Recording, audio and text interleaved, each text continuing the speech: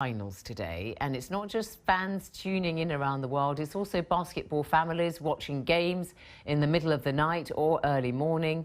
And this year the San Antonio Spurs have a roster that includes an NBA record 9 players from outside the continental United States. They currently lead the series on the court. But how does that play with the fans? Let's find out. We can cross now to the BBC's Chris Mitchell, where the fans are congregating in San Antonio. All very exciting, it's an interesting then, Chris. question, isn't it? Because they're 4 times NBA champions, the San Antonio Spurs. So you would think that they are much loved in these parts. Well, here in San Antonio, along the Riverwalk, they are much loved. But what about the rest of the United States? Why aren't they one of the biggest, most followed teams? Because they're not. Is it, I wonder, because all their stars are not from the US? There's no all-American wonder kid on the roster. Brian Mahoney from Associated Press, you're their chief basketball writer. You know, I do find it strange that 4-time winners of the NBA are not one of the super teams in the United States. Do you think it has something to do with the fact that they've got a roster full of foreigners? It does a little bit, because when they come to the NBA and to the Spurs, people don't know who they are, and they don't naturally follow them from college like they do. You know, if a guy played at Kentucky or Kansas, some big U.S. program, and then go on to the NBA, they already know who these people are, and they drift toward their pro team. These guys, they come from foreign countries, and people are not familiar with them, and they don't necessarily go and watch the Spurs to see who these guys are. And the Spurs don't want attention, they don't go out and get it, and it isn't just given to them either.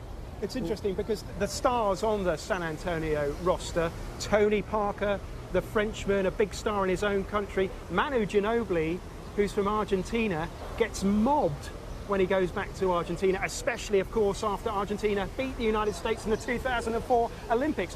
Why don't they get that kind of attention here? Is it difficult for American sporting culture to embrace foreign stars within what they would describe as their sport?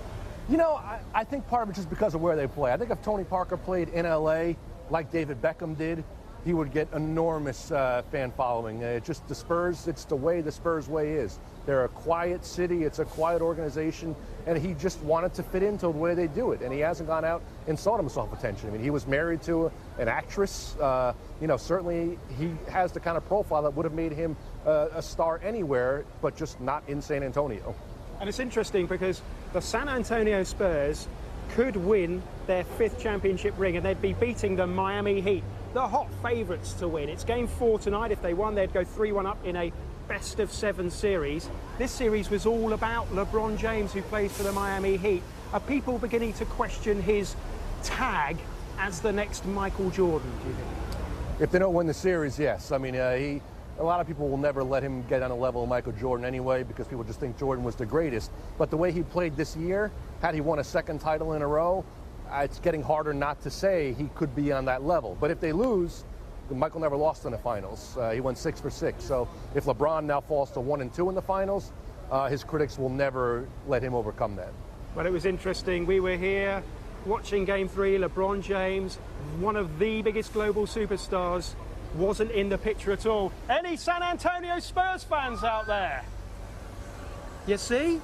Not even here. They're not loved here. Game 4 starts very soon. We'll be making our way to the arena, and there'll be more from us during our sports bulletins later on BBC World News. Zainab.